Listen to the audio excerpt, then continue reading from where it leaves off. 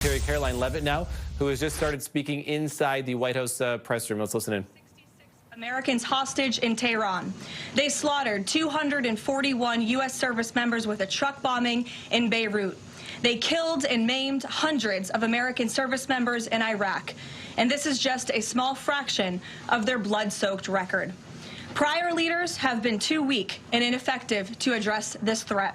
Some, like Barack Hussein Obama, even sent pallets of cash that ultimately financed this terrorist crusade against the United States and our people, while signing stupid and naive deals that put Iran on the path of developing nuclear bombs. After years of endless appeasement and empty statements from politicians on both sides of the political aisle in this town, President Trump is finally the man of action. President Trump is holding these monsters accountable and permanently extinguishing their nuclear ambitions. Future generations of Americans will look to this moment as the moment where the specter of a nuclear armed Iran ended. At the beginning of Operation Epic Fury, launched last weekend, President Trump laid out clear objectives to the American people on what the U.S. military seeks to accomplish through these major combat operations. Number one, destroy the regime's deadly ballistic missiles and completely raze their missile industry to the ground. Number two, annihilate the Iranian regime's navy. And so far, we have destroyed more than 20 Iranian ships, including their top submarine last night, using a torpedo for the first time since World War II. There is not a single Iranian ship underway in the Arabian Gulf, Strait of Hormuz, or the Gulf of Oman.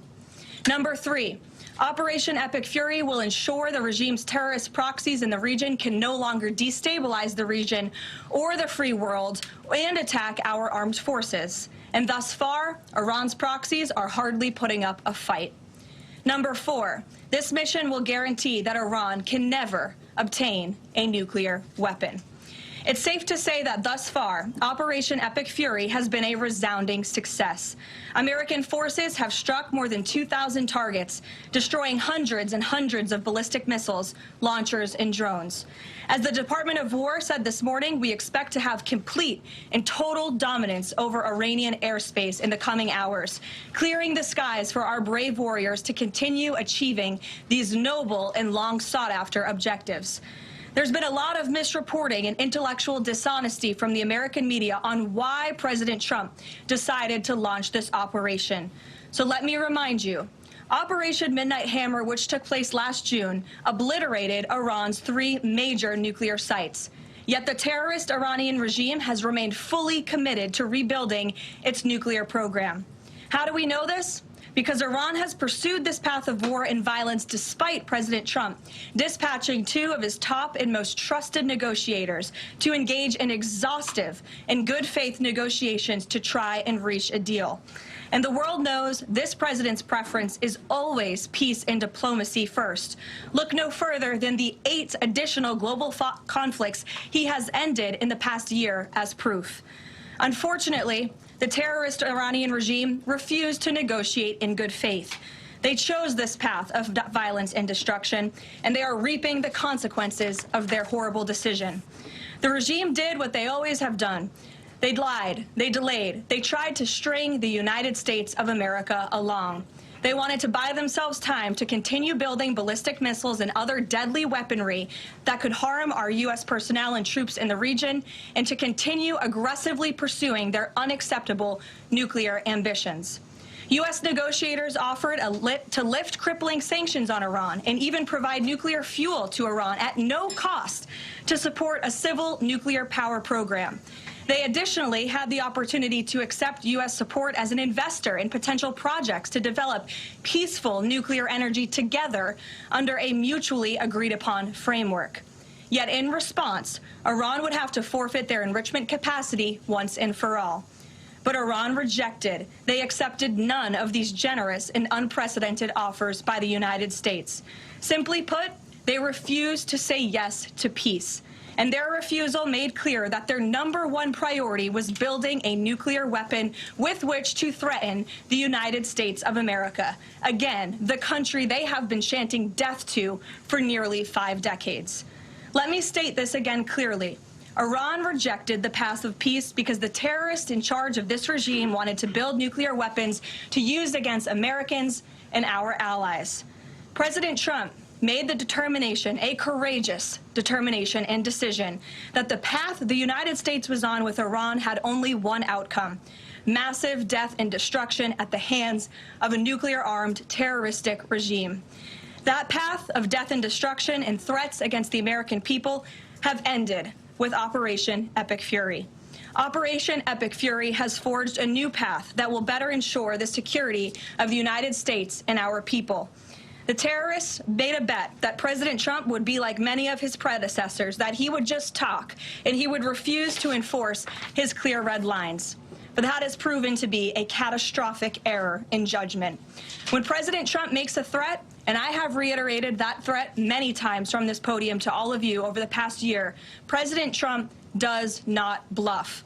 The president's words are backed up by the mightiest warriors in the world who possess the most sophisticated capabilities this world has ever known. 49 and counting of the most senior Iranian regime leaders, including the supreme leader, have already been wiped off the face of the earth. Make no mistake, killing these brutal terrorists is good for America and makes the world a much safer place. I want to also extend our prayers and condolences to the families of the 6 U.S. military service members who have been lost in Operation Epic Fury. These heroes represent the very best among us. They laid down their lives in defense of our country, and we will never forget their legacy or their sacrifice. As the president said, we grieve for these American patriots and their families as we continue the righteous mission for which they gave their lives. President Trump intends to attend the dignified transfer of these American heroes to stand in grief alongside their families. I understand the Department of War is working on scheduling this transfer, and we will provide updates at the appropriate time. Finally, the Trump administration is also doing everything within our power to protect Americans in harm's way. Since the launch of Operation Epic Fury, more than 17,500 Americans have safely returned home from the Middle East, with over 8,500 American citizens returning home to the United States just yesterday alone. If you are a U.S. citizen in the Middle East looking to return to the United States, the Secretary of State asks that you please register with the State Department at step.state.gov. The State Department will identify where you are and provide travel options directly to you. The administration is already rapidly chartering flights free of charge and booking commercial options, which we expect to become increasingly available as time goes on and the success of this mission further comes to fruition. I know the President and Secretary of State Rubio have been in touch as well with our allies in the region directly about this problem, making it clear that it is a priority of the United States of America to bring every American home. The Trump administration will not rest until every American is home safely and until the terrorist threat from Iran has been completely destroyed.